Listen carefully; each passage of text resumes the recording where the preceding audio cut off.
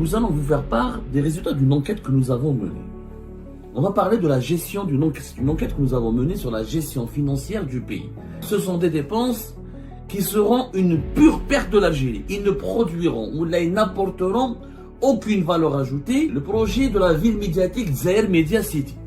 Tebboune ou régime Tebboune, je ne sais pas qui lui a donné cette idée. Au moment ils ont voulu faire comme Dubaï. Fi Dubaï, ils ont une ville médiatique de Dubaï. Est-ce qu'on a l'Arabia, est-ce qu'on a Al Jazeera, est-ce qu'on a CNN, est-ce qu'on a BBC qui ont leur siège en Algérie, qui ont des bureaux importants. 750 millions de dollars pour loger le Moudjahed Horizon. Le NTV ou Mouchtaqatiha, le NTV c'est dérivé, Chourouk ou le Bilad, autres dépenses. Revalorisation des pensions de Moudjahid. Les Moudjahidines sont hayyin. À quel moment ils ont fait la guerre? Déjà nous avons 61 ans, yani, 90 ans, 100 ans.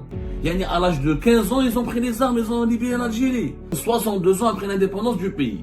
Mais il y a des Moudjahidines et des enfants. Jusqu'à quand? Nous allons vous faire part des résultats d'une enquête que nous avons menée. On va parler de la gestion d'une enquête. C'est une enquête que nous avons menée sur la gestion financière du pays. La gestion de l'argent public, la gestion des budgets de l'État. Nous avons identifié des dépenses complètement inutiles pour le pays. C'est-à-dire que au moment où les Algériens ne trouvent pas assez de médicaments, ne trouvent pas de voitures, ne trouvent pas de pièces de rechange, ne trouvent pas assez de pneus, ne trouvent pas certains produits de première nécessité, qu'ils soient alimentaires ou non alimentaires. Il n'y a pas assez d'emplois. Il n'y a pas assez de projets qui créent des richesses et qui permettent au pays de diversifier son économie. Pendant ce temps-là, l'État algérien consacre des milliards et des milliards de dinars pour des projets qui n'ont aucune utilité pour le développement du pays, si ce n'est qu'ils vont gaspiller. Ce sont des projets budgétivores, qui consomment beaucoup de budget, beaucoup d'argent, pour très peu d'impact, ou là pour un impact extrêmement minime sur le développement du pays. Je vais vous montrer comment le régime Tebboune claque de l'argent. C'est un régime flambeur. C'est ça, claquer de l'argent, ou la jeter de l'argent par les fenêtres. C'est, je pense, l'expression la plus appropriée. Claquer de l'argent. Nous avons fait une enquête où nous avons découvert, nous avons identifié des dépenses de presque 5 milliards de dollars. Pour l'année 2023, le régime Tebboune a programmé des dépenses pour l'équivalent de 4,7 milliards de dollars. Plus exactement, 4 milliards de dollars et 780 millions de dollars. C'est presque 5 milliards de dollars. Des dépenses, je vais vous les détailler, projet par projet. Vous allez voir, ce sont des dépenses qui seront une pure perte de l'Algérie. Ils ne produiront ou là ils n'apporteront aucune valeur ajoutée, ni dans les médias, ni à moyen terme. Peut-être même pas à long terme. Ils n'apporteront pas beaucoup de création d'emplois, ils ne permettront pas au pays d'exporter ou d'améliorer de diversifier ses exportations, de gagner des devises à l'étranger, d'améliorer les recettes budgétaires du pays et donc d'améliorer, de créer des postes d'emploi pour permettre à des Algériens et des Algériens de toucher des salaires dignes de ce nom. Donc ils ne feront pas reculer ni la misère sociale, ni la pauvreté de notre pays, ni ne renforceront notre développement technologique ou la scientifique ou la économique. 5 milliards de dollars. Dans des projets inutiles. Comme le premier projet que nous avons identifié. Nous avons fait la note, c'est-à-dire 5 milliards de dollars, 4 milliards et 780 millions de dollars. Plus exactement, ça concerne les projets qui ont été lancés en 2023. Et c'est la facture globale, c'est la note, c'est l'addition. Un premier projet. Le projet de la ville médiatique Zaïre Media City. Tebboune, le régime Tebboune, je ne sais pas qui lui a donné cette idée. Ils veulent faire un projet médiatique, Zaïre Media City, c'est-à-dire un pôle urbain où tous les médias algériens ou les médias étrangers auront leur siège là-bas, avec dans des bureaux, etc. Une ville médiatique, une petite ville, un centre d'affaires dédié pour accueillir les bureaux des studios de télévision et des médias algériens et étrangers, normalement. C'est un projet mlih en soi, mais s'il est financé par les médias, où je décale l'État algérien, pourquoi l'État algérien doit construire une ville médiatique? Donc, ils ont voulu faire comme Dubaï. Dubaï, ils ont une ville médiatique de Dubaï, où tous les médias internationaux, s'appelle Dubaï Media City. C'est donc voilà, c'est une zone de Dubaï, il y a des amphithéâtres, il y a des sièges, des cafés extérieurs, il y a des espaces verdoyants, etc. Sauf qu'à Dubaï, ce n'est pas Dubaï qui a financé tout elle-même. Dubaï, c'est des investisseurs, ce sont les médias internationaux, les nationaux, émiratis, qui ont de l'argent, qui se sont installés à Dubaï, qui ont fait de Dubaï leurs centres régionaux, qui l'Arabie, elle est basée à Dubaï, d'autres chaînes internationales, etc. Elle a été créée en 2000, Dubaï Media City.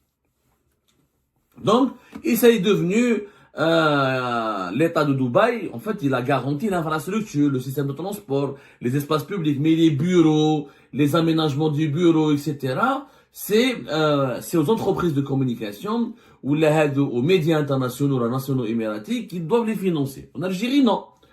D'abord, Dubaï, c'est un pays ouvert, etc. Il y a plusieurs médias internationaux qui sont installés à Dubaï. Est-ce qu'on a l'Arabie, est-ce qu'on a Al Jazeera, est-ce qu'on a CNN, est-ce qu'on a BBC, qui ont leur siège en Algérie, qui ont des bureaux importants. Je parle pas d'un correspondant.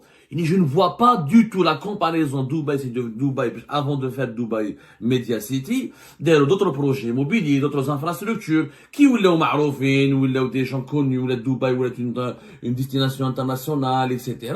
Ou là, parce que ça se fait qu'elle a été créée en 2000, mais elle n'a été développée qu'à partir de 2010, etc. Ils ont mis une dizaine d'années pour la développer. Mais en parallèle, ils avaient lancé des projets beaucoup plus importants, les aéroports, le port, etc. Non. Monsieur Tebboune, le régime Tebboune va dépenser l'équivalent de 750 millions de dollars qui ont été autorisés, c'est des dépenses qui ont été autorisées par l'État algérien en 2023, pour financer les Zaire Media City. 750 millions de dollars. 750 millions de dollars pour loger le Moudjahed Horizon, le NTV au Mushtaqatiha, le NTV ses dérivés, Shourouk ou le Bilad, et toutes les télévisions propagandistes et les médias propagandistes algériens qui ne sont même pas considérés comme crédibles par la population algérienne. 750 millions de dollars. Parce que comme nous ne sommes pas un pays ouvert, comme il y a peu d'intérêt des médias internationaux anglophones ou d'autres expressions d'autres langues étrangères pour l'Algérie, comme on autorise très peu de médias étrangers à venir en Algérie, les correspondants des médias étrangers, c'est extrêmement compliqué pour qu'ils puissent obtenir des autorisations pour travailler, va dépenser malgré ça 750 millions de dollars.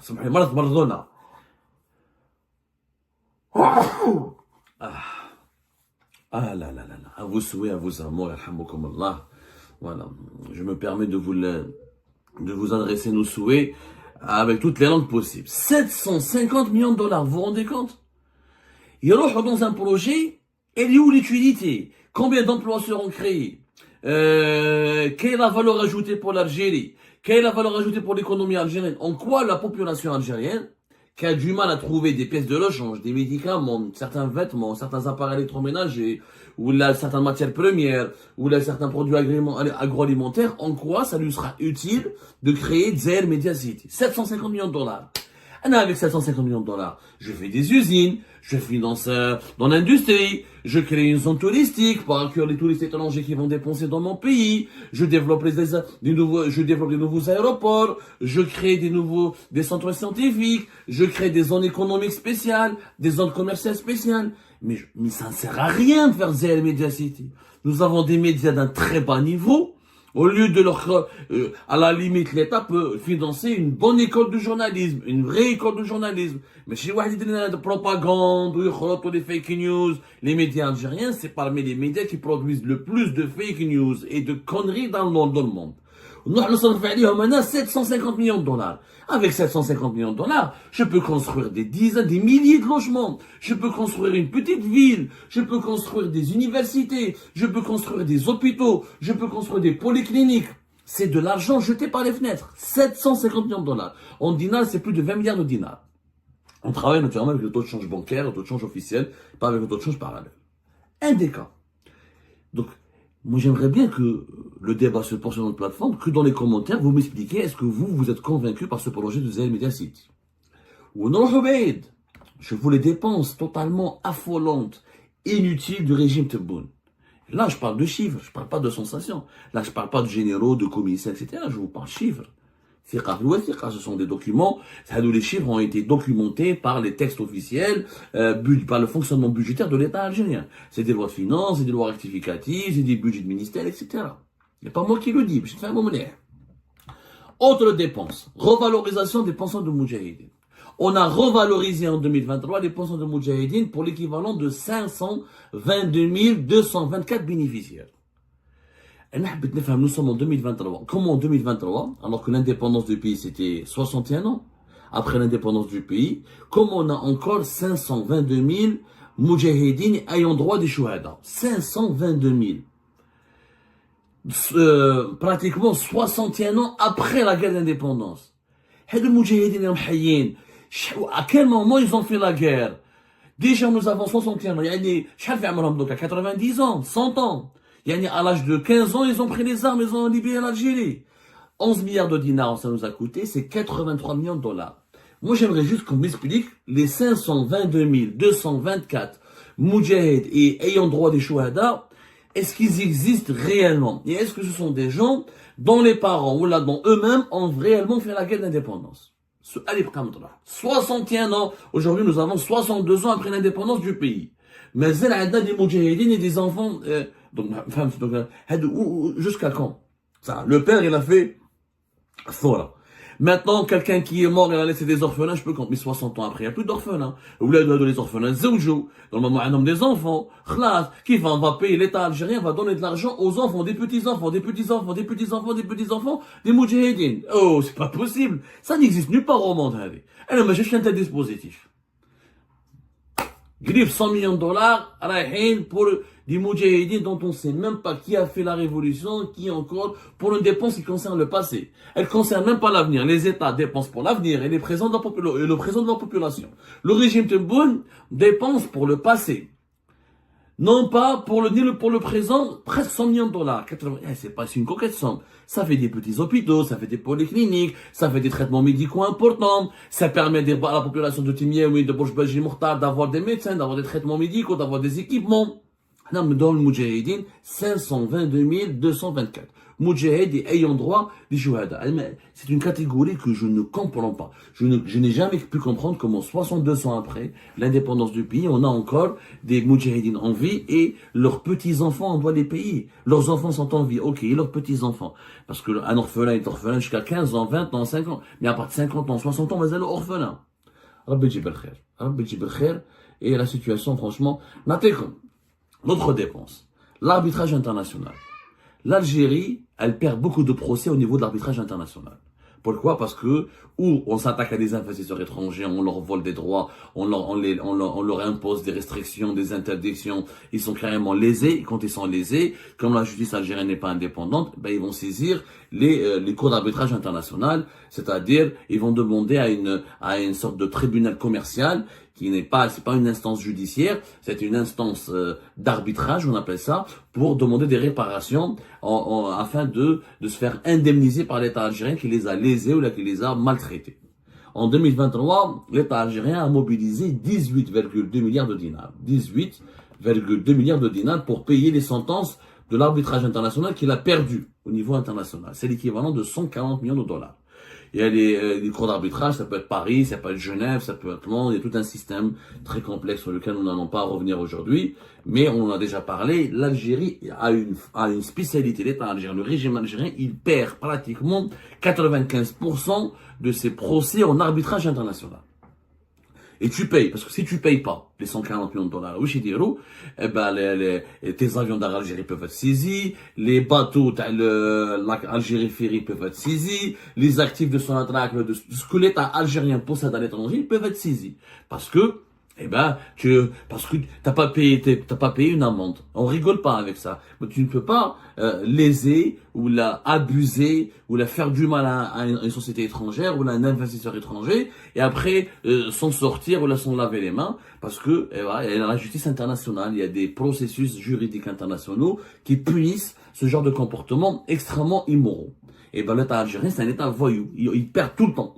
Le régime, la preuve, c'est un régime voyou, il perd tout le temps. Alors, et on ne sait pas se défendre, on trouve pas les bons avocats, même pour payer les cabinets d'avocats à l'étranger à la corruption, les dossiers sont bâclés, les dirigeants algériens ne savent pas se défendre parce que tout le temps ils sont il faut dire la vérité. Je connais l'État algérien. La majorité des investisseurs étrangers, ils vont en arbitrage international contre l'État algérien, contre l'Algérie, ils ont raison. Parce que mahgourin. Des taxes, des redressements fiscaux, ma tkhallash chipa, ma tkhallash une corruption, il y a qu'un dirigeant, enfant des général, le cousin du président, ou là, il te fait des problèmes, il te fait du chantage. Si tu cèdes pas ce chantage, il bloque ton activité, il bloque ton projet. Et bah, où je la justice algérienne n'est pas indépendante, il faut aller en arbitrage international. Et ça nous coûte de l'argent.